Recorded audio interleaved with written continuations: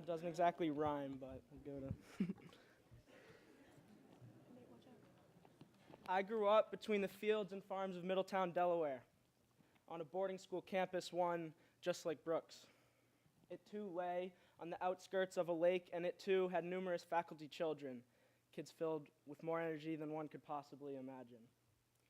Soon after first arriving on the St. Andrews School campus in 2007, I established myself as the most hyperactive of them all. I was a general, leading his army of mischievous soldiers throughout the grounds, bringing chaos and utter turmoil at every corner. We shattered dining hall plates, barged in on executive employee meetings, but always traveled in a pack, a flying V of red Razor scooters.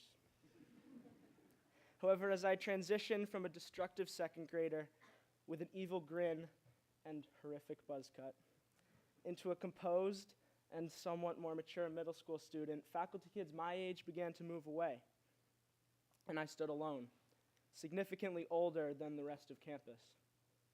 I began to babysit. Mr. Lazar, not to be confused with the Mr. Lazaire that works here, was my 7th grade math teacher, and his wife worked with my parents at St. Andrews. Their son, Trey, was a short, blonde kindergartner who loved the Pittsburgh Penguins, wearing sunglasses at any time of day and eating Happy Meals. Chicken McNuggets were his favorite.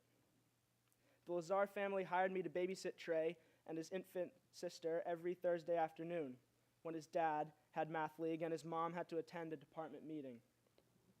One day, while Trey was elbow deep in a 20-piece of Chicken McNuggets, I noticed there were 2 Happy Meal toys next to his plate.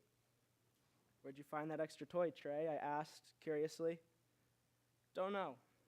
Finders keepers," he replied smugly. Then I noticed his baby sister happened to be missing her toy, so I decided to capitalize on the teaching moment. "Do you know what integrity means, Trey?" I asked sarcastically.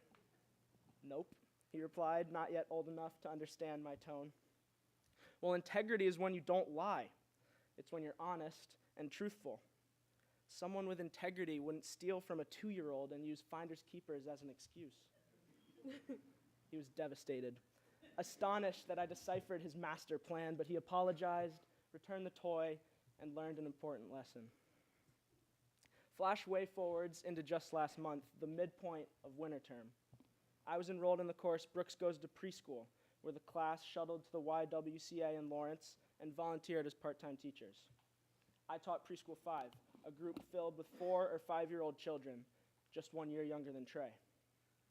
Early on, one boy named Micah stood out to me. He was frequently absent, and on the rare days he did attend school, he was extremely reserved and shy, other than the time he tried to drown Brooks Birmingham, but that's a story for another time. One day, however, I caught him out of the corner of my eye stealing a toy from his classmate. "Where'd you get that monster truck, Micah?" I asked after a few minutes passed. "Not sure. Finders keepers," he quietly mumbled. The conversation with Trey instantly came to my head. I was prepared for this. I was so eager to show off to Miss Warner. I would talk boisterously to Micah about integrity and honesty with a clear intent for her to overhear. I was thrilled. Winter term would be passed with ease. "Micah, do you know what honesty or integrity means?" I half yelled, waiting for Miss Warner to show any sign of hearing me. "Nope," he replied, distracted by the toy. My moment had arrived. "Well, it means when you steal somebody's toy without asking, you return it to them politely and apologize." He quickly stopped what he was doing. "How's that fair?" he quickly retorted.